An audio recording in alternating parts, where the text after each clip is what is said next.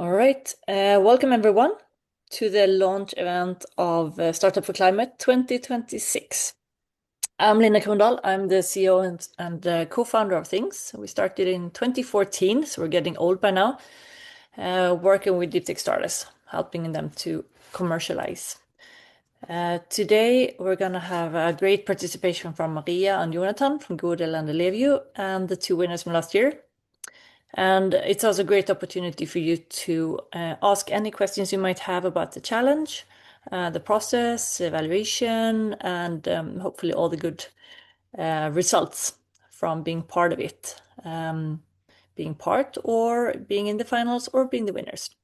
So with that, I'd like to welcome Maria Adman from GodEl and Jonathan Björk from Ellevio.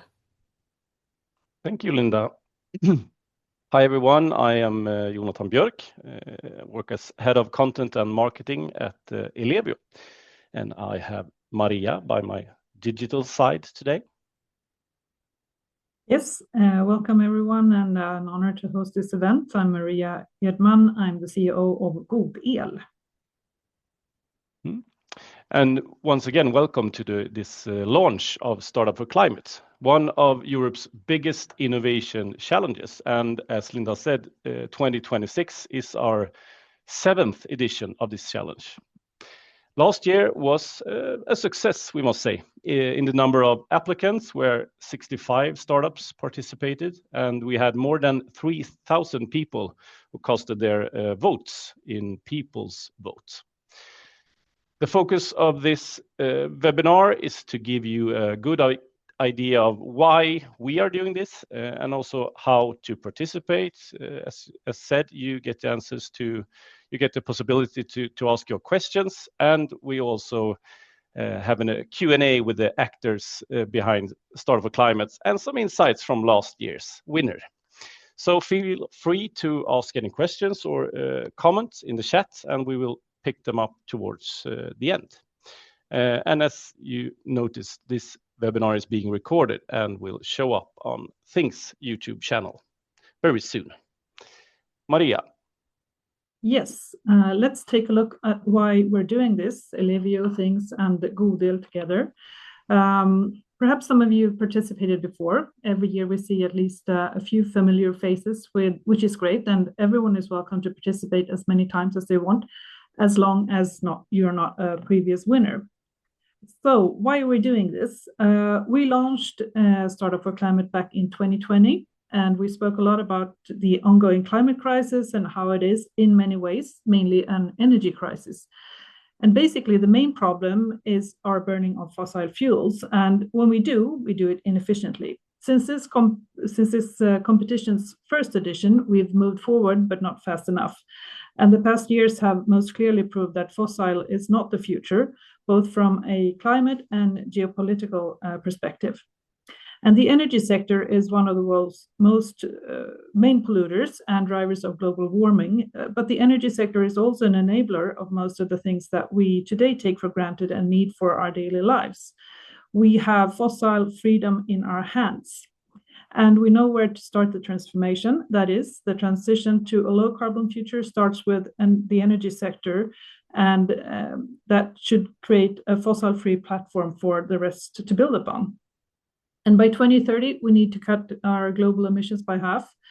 It's a big transformation, but we already see a shift where governments and companies are investing more and more in clean technologies, such as renewable energy production and large-scale storage, and Ellevio being one actor actually focusing on this. We see that there's an interest in and a channeling of resources to energy innovations, since we have to find new ways of building our societies very fast. And we need to accelerate the energy transition, and Startup4Climate is our contribution.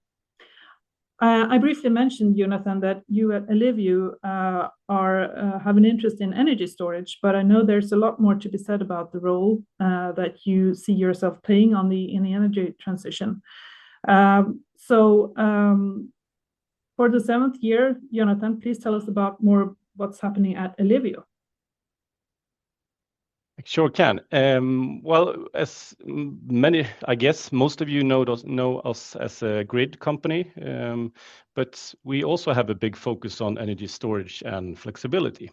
A couple of years ago, we started a new branch or a sister company within and formed Ellevio Group.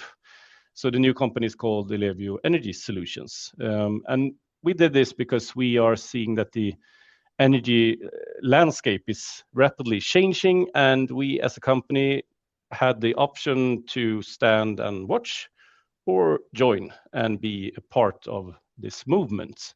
So Ellevio Energy Solutions works with two legs, you can say. One is energy storage. We have more than 100 megawatts in existing battery sites in Sweden.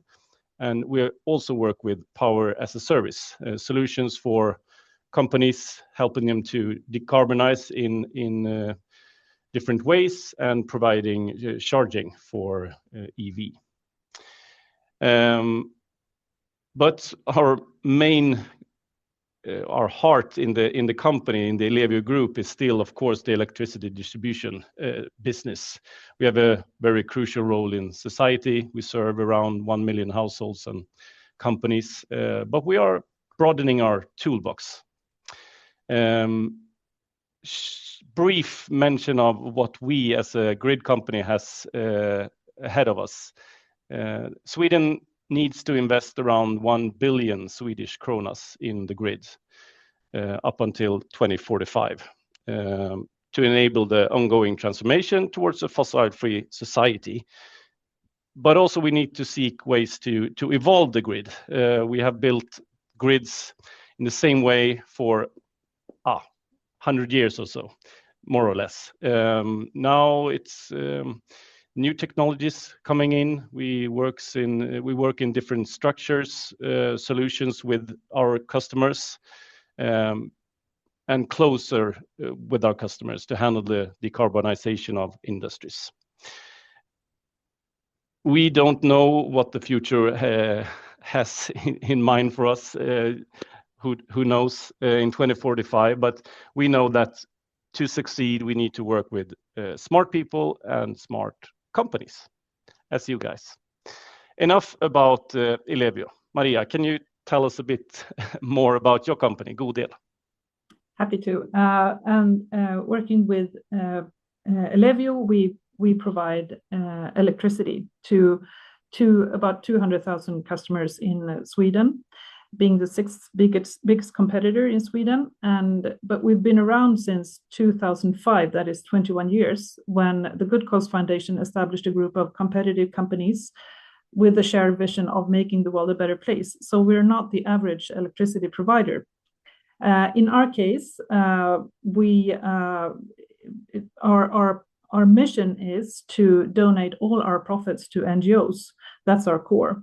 But we also do a lot of things today that we couldn't have dreamed of a few years ago, and definitely at a speed that we've not had before, since the market is currently changing very rapidly.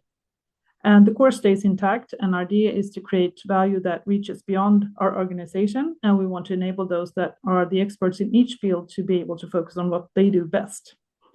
One way of staying on top is connecting with other fast-moving actors that are driving this energy transition, among them you in this room.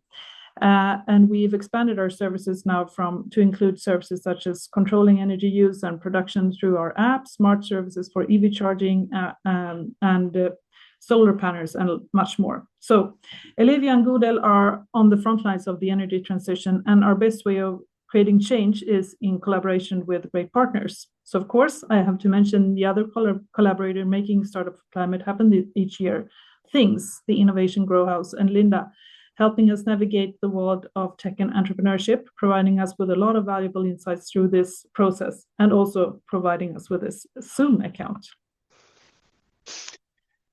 Now it's time to dive into the actual launch. Enough about us. Let's take a look at the timeline.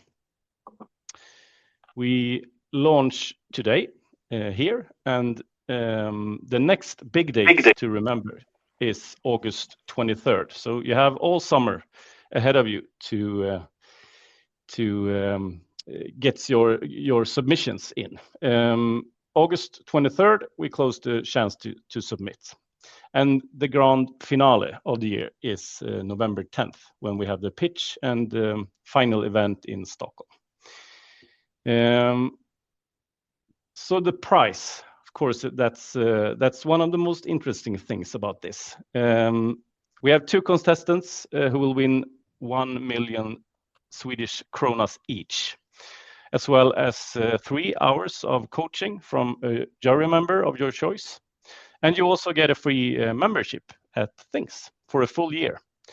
And we will also say that this gives all the contestants a chance, an opportunity to interact with us, all partners, the other contestants, to broaden your networks and also get visibility on, for example, large social media platforms and news outlets. We had today media covering this launch. And we will continue to work with both earned media and bought media to get good attention on this competition and you guys. And on top of this, all finalists will be interviewed exclusively in the podcast Heja Framtiden as an extra opportunity for your brand.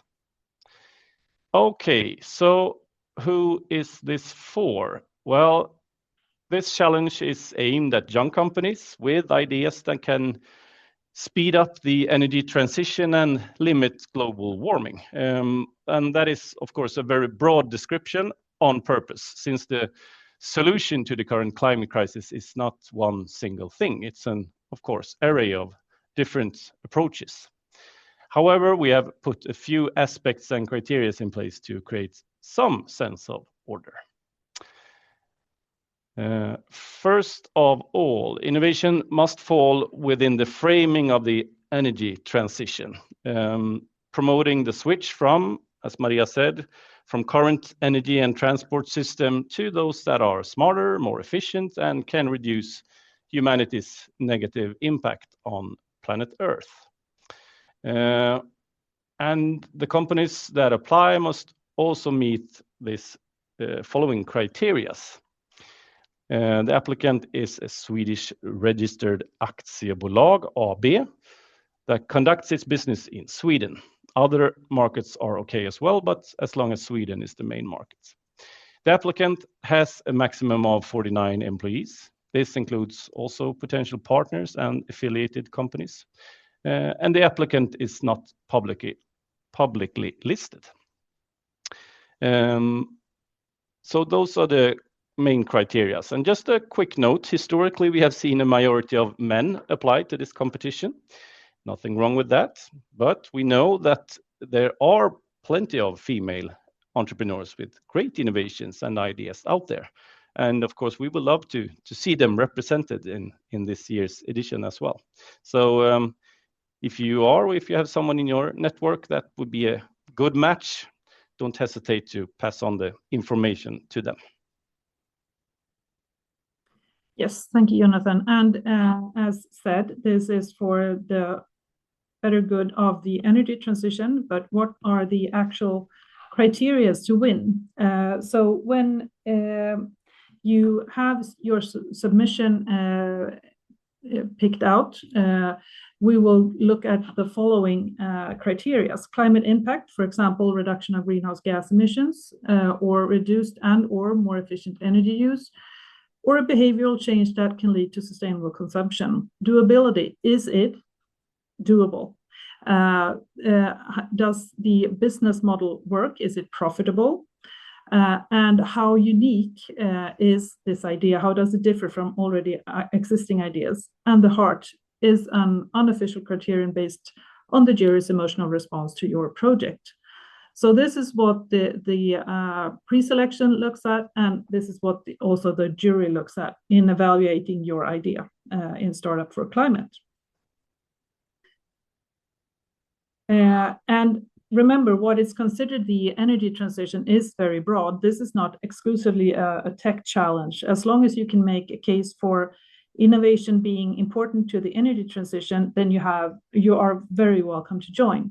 And previous years, we've had projects in apps and gamification for behavioral change, growing hemp for climate neutral building insulation material, fossil-free fertilizer, and many more examples of innovations going into the energy transition. So if in doubt, just go for it. We emphasize the broadest possible spectra of applicants in all aspects.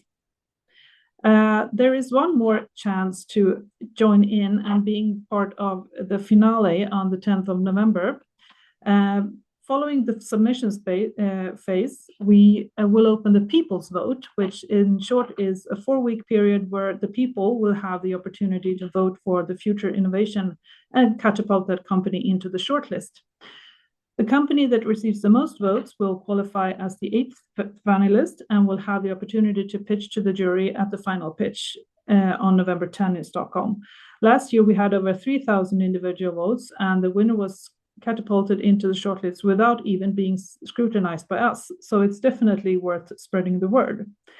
So to clarify, 1 contestant will go immediately to the shortlist. As for the remaining 7, we'll shortlist them after we carefully review the criteria by a group of experts. The shortlist and the winner of the public vote will be presented on October 6th.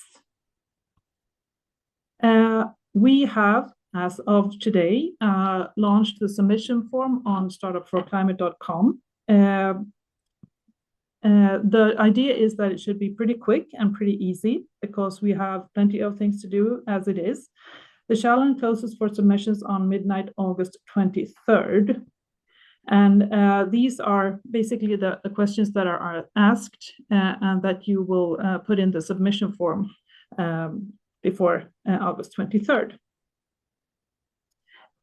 So we encourage you to apply now. Our website is live, and don't wait, apply now. On to the people actually evaluating this in the jury, Jonathan. Yeah, we have an amazing jury with us, with one new face for this year. But to start, we have from top left, Stefan Krok. Guess you guys have heard of him. He's a social entrepreneur and also the founder of Good Cause Foundation that created GodEl. And he also was published with his praised book, Laghum Economy. Must read in the, what do you call, a hammock in this summer for everyone. Then we have Jane Valerud, entrepreneur and angel investor who's invested in companies such as Klarna and Lensway. We have Johanna Mossberg, Vice President of Biorefinery and Energy at RISE Research Institute. We have my boss, Johan Lindehag, the CEO of Ellevio, and our newest jury member, Sara Kappelman, who is co-CEO at the Norrsken Foundation. And as we mentioned in the beginning, the grand prize is not just about money. It also includes 3 hours of coaching from one of these guys that you pick. So we're incredibly excited and grateful to have these 5 experts along the ride. So, of course, there is another kind of collaborator that must be mentioned, because without them, Startup4Climate wouldn't be possible. So I'm, of course, talking about all of the participants, you guys listening to this, and to give you a peek into what participating and also winning this competition can be like. We would like to invite last year's winners, Spark and Inairon, to briefly tell us about their experiences and what their journey has been like since the win. So please welcome, to start with, Andreas Rådlund, COO of Spark. How are you doing? Yes, hi, thanks. First of all, thanks for arranging a great competition. I would say, I mean, we came out lucky as the winner, but I think the competition was very fierce. There was a lot of great companies in the final, at least. So So we are Spark. We're a company developing electric propulsion for maritime use. So if we go back from the sort of climate aspect of it, it's around 4% of the global emissions that are related to maritime transport. This has been one of those sectors that are pretty hard to sort of electrify due to the lack of existing capable solutions, basically. But moving back one step, Spark, you can move one slide forward, please. There you go. So we originally spin off from the Royal Institute of Technology here in Stockholm and research in maritime system.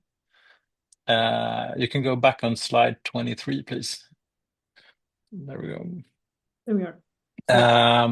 We're a research project had a need for a direct drive pod motor. So a pod motor is a motor that you put under the water for a hydrofoiling application. So that was kind of the inception point. Jonas and Mikael, who are the founding partners of Spark, they were at the time running a product development agency, helping others to develop great products.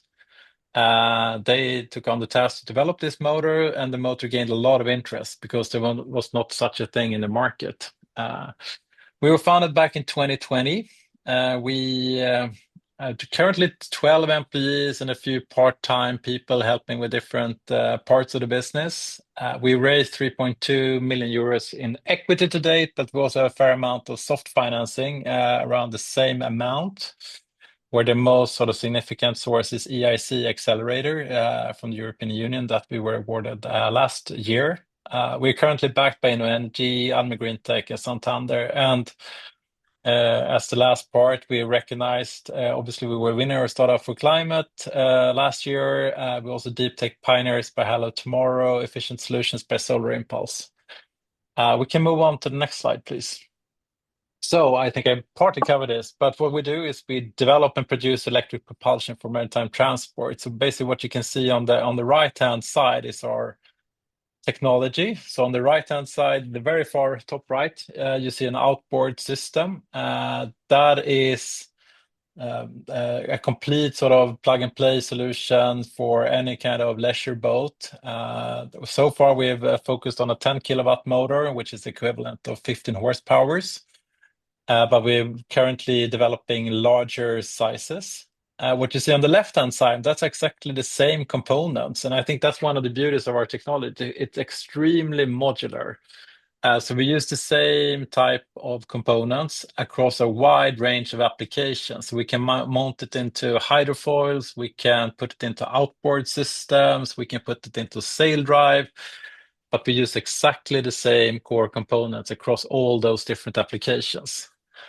The sort of uniqueness of our motor is the cooling system, our patented cooling system, that enables us to push a lot of power through a very tiny motor and get a lot of power out. So they are up to 10 times smaller in volume and weight than alternative solutions. And this is significant in maritime use, where you want to use as little space as possible, but of course want to have as little drag as possible in the water as well.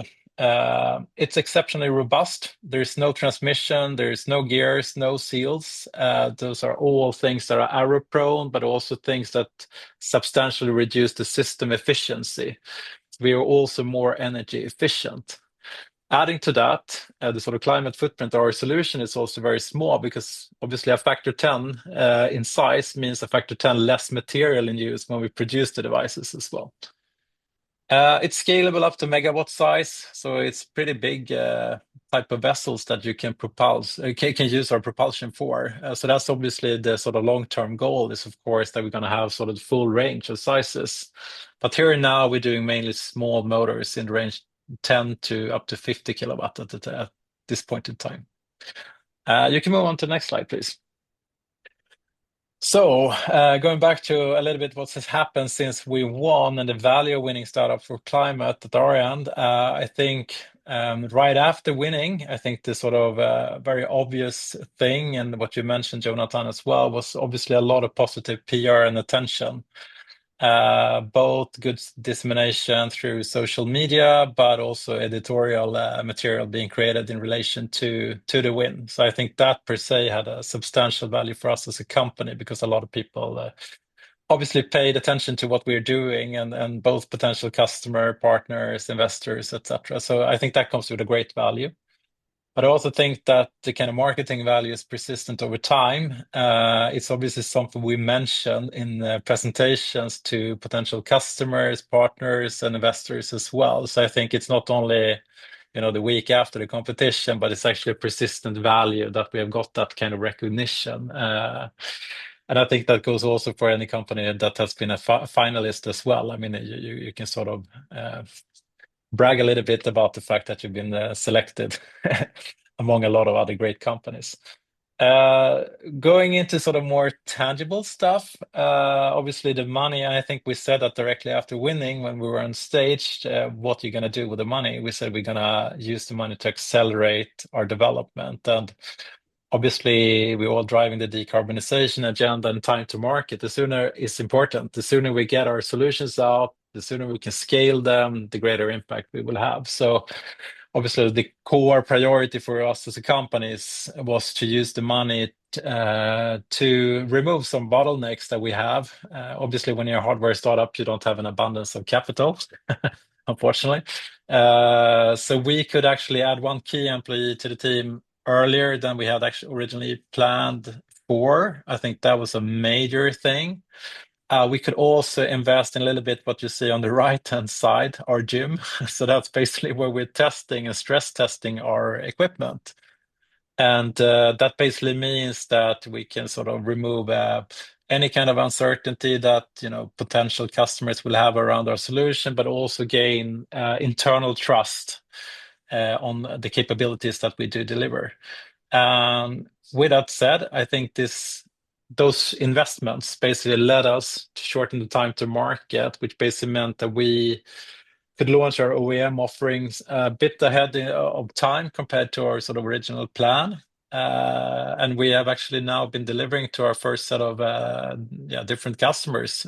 So I think that's a big milestone. We probably gained a couple of months in sort of time to market through winning the competition and getting this extra funding at the time when funding was much needed as well. So I think that goes for any startup company that, I mean, this is an amount of money that makes a substantial difference for early stage startups.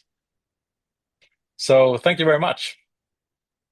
Thank you, Andreas. If you could give one, or if you have more tips to the guys listening in and to those who will see this broadcast later on, what's your best tips for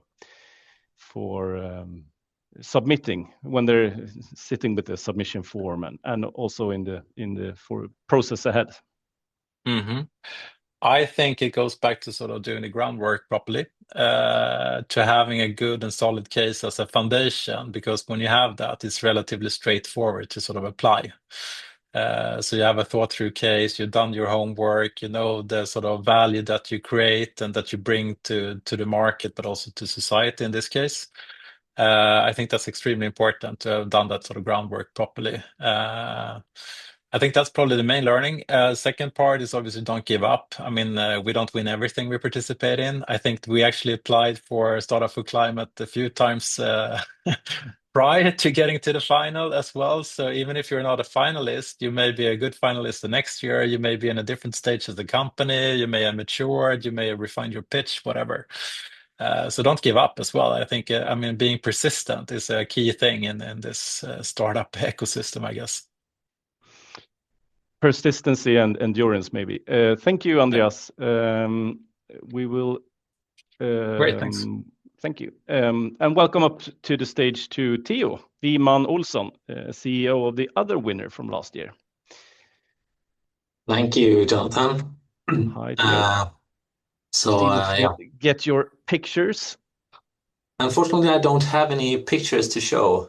But I'll do my best in making a similar presentation as Andreas. And of course, there are a lot of common values, a lot of common experiences to Andreas.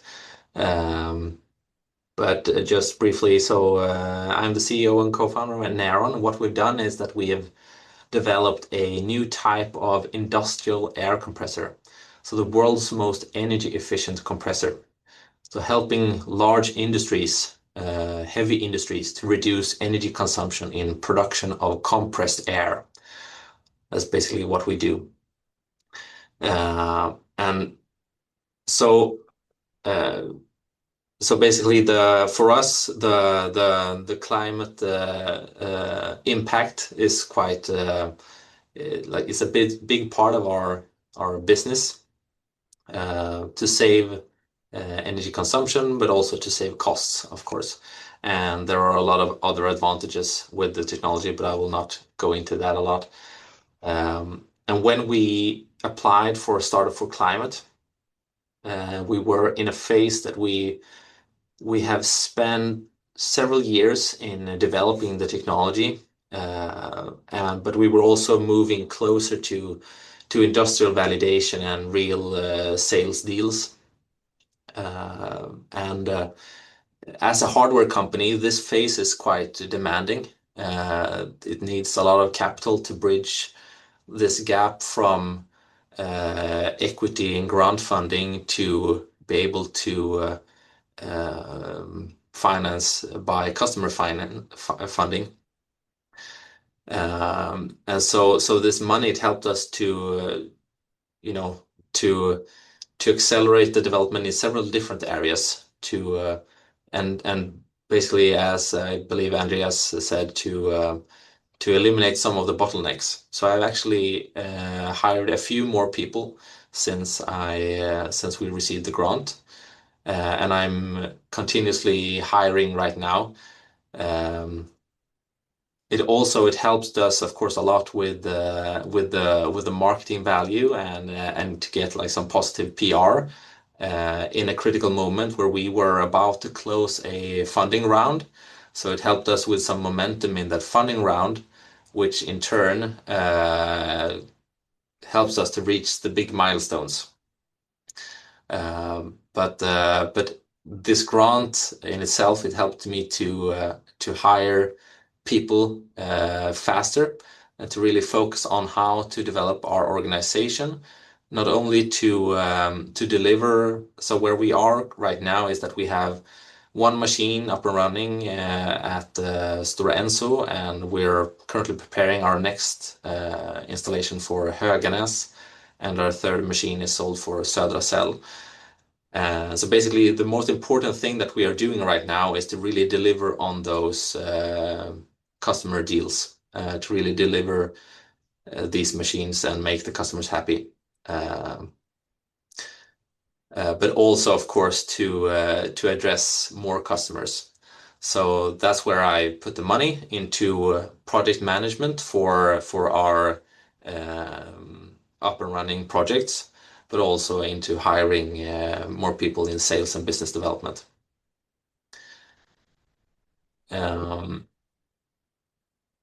If I ask the same question as I did to Andreas, what's your best tips to the guys listening in?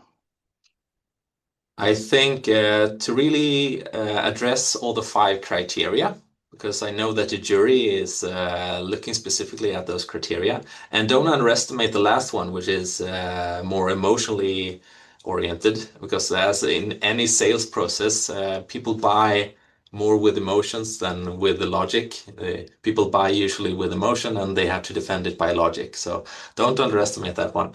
But and I think one value of participating in this kind of competition is also that you really need to think through and to nail down your story, and like how you actually make the climate impact, and you need to be quite concrete with numbers, like how do you actually make this impact, and to really think through all the story. And that is something that is valuable, I think, for any startup to do that, even though you may not win.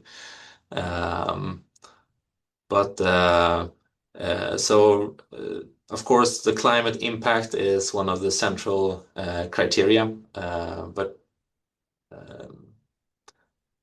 the criterias and to really build the story, and don't forget about the emotional connection. The heart. Yeah. Thank you, Theo.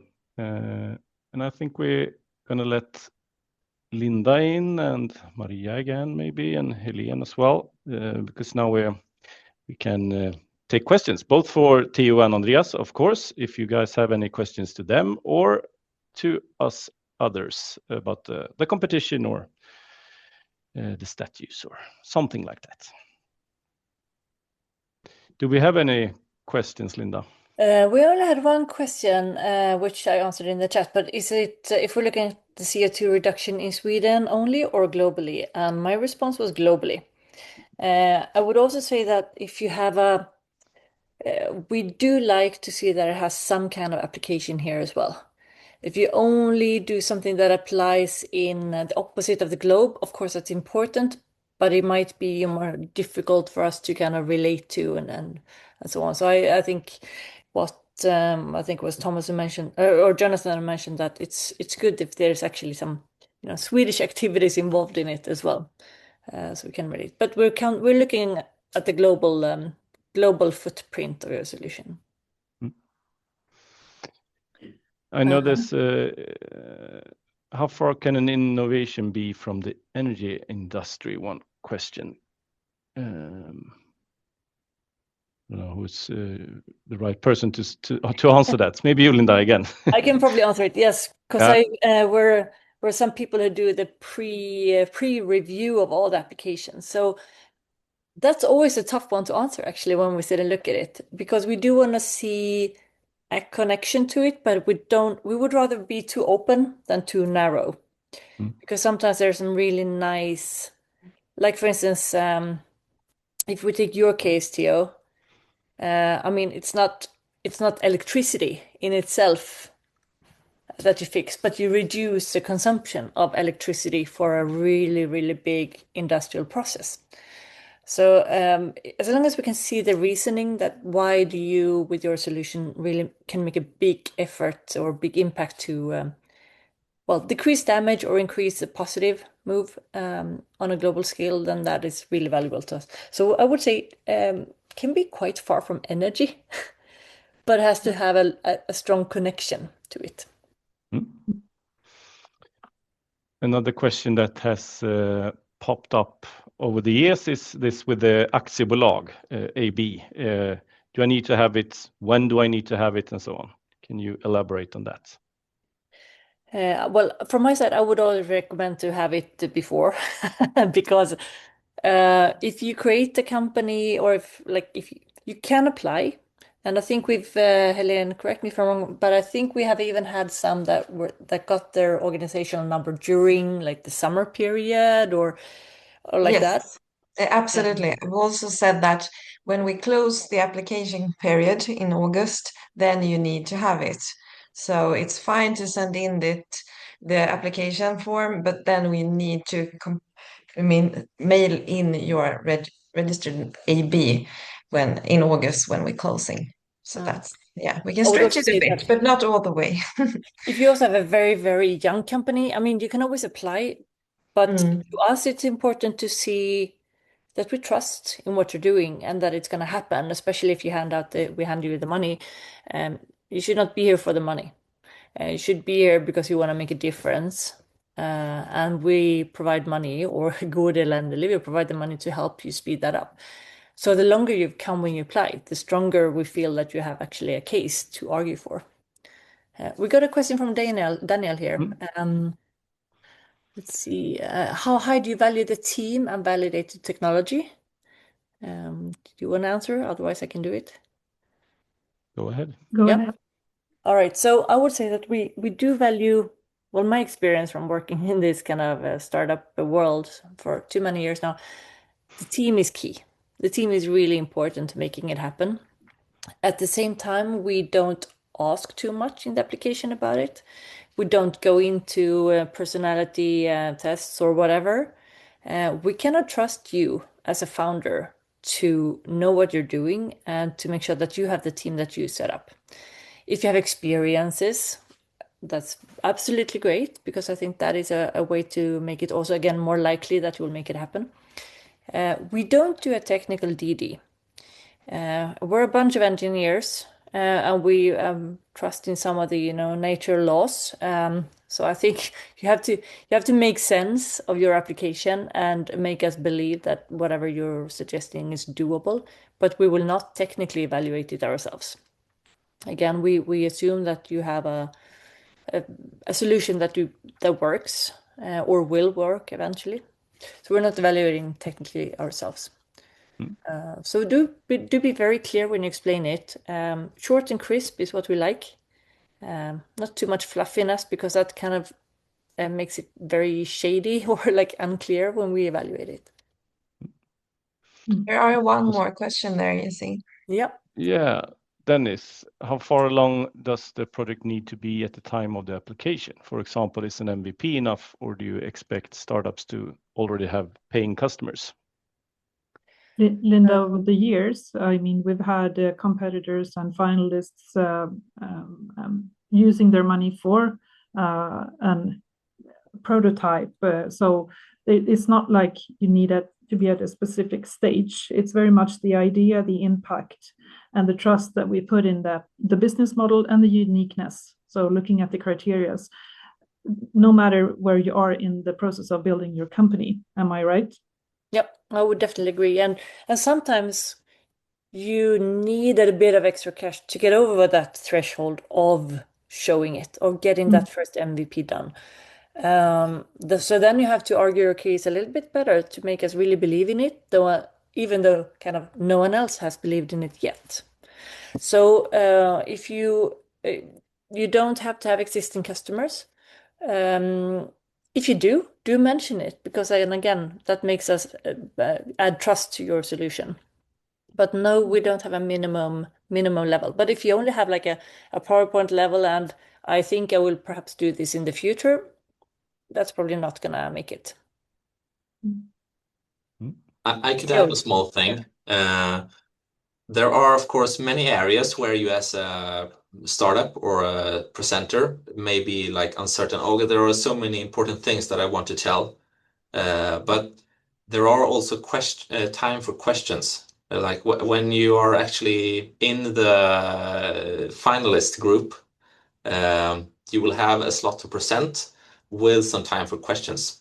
And I would advise to rather keep the presentation shorter, but just touch upon the interesting things. And so you have more time for questions. So then the jury can decide what they're actually more interested in. Rather keep your presentation short and more time for questions. Yeah, very good recommendation, Theo. So once you have qualified for the final 8, when you are at the live presentation in front of the jury that you saw in the picture, don't fill it with speaking as fast as you can, telling the world everything. Do the story, explain what you're here for. So that's very good. Let me see. I don't see any raised hands, and I don't see any questions. Yes, Helen, can we participate if we participated last year? Absolutely. I think it was Andreas who mentioned that you had applied a couple of times before. There's nothing negative when we review the applications if you applied before. Ideally, we would, of course, like to see some kind of development over the years to show that something is actually happening, but do apply again. I would say that over the years now, perhaps half has applied before, because it's only Swedish companies that are eligible, so we're still a relatively small environment here. And I would also recommend to share the information with other companies in Sweden that you think would fit. Because I think the better applicants we get, the more difference we can really make together. Okay. Great. Any more questions on Startup4Climate, the application process and so on? No? Okay. Maybe people need lunch. Yeah. People need lunch. I had mine before, so I'm Me up too. to speed, but yeah, me too. But thank you so much for listening in on this, and don't hesitate to contact Helene, being the project manager of this. You have that in the invitation, I think, for this meeting, the Zoom meeting, if you have any questions. And also you're, of course, free to reach out to Linda, Jonathan, and me. But do apply. And good luck, everyone. Good luck. And thank you for listening in. Thank you, everyone. Thank you. Thank you. Thank you. Bye. Bye. Bye now.